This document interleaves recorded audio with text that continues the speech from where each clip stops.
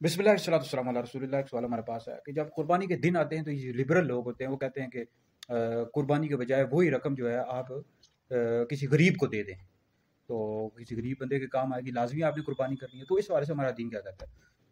भाई जो बंदा साहिब निसाब हो, यानी जिसके पास 7.5 तोला सोना हो या इसके बराबर पैसे हों, या 52.5 तोला चांदी हो या इसके बराबर पैसे का माल तिजारत हो, उस पर कुर्बानी करना लाजिम है।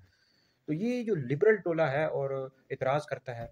और भाई जब तुम लोग अपनी बेटियों की शादियां करते हो, बेटों की शादियां करते हो, तो उस वक्त गरीब क्यों नहीं याद आते?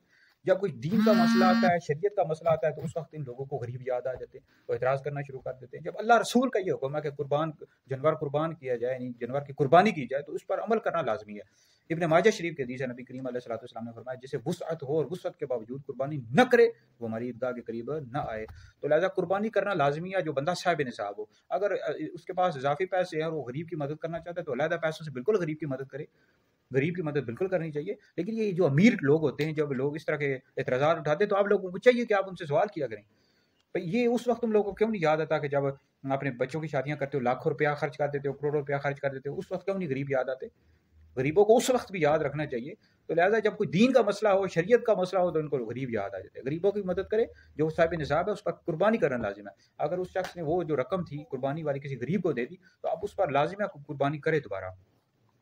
तो कुर्बानी करना उस पर लाजिम है, इसकी वजह से वो गुनहगार होगा। ठीक है जी। तो बाकी को अलहदा पैसों से बिल्कुल गरीब की मदद करे।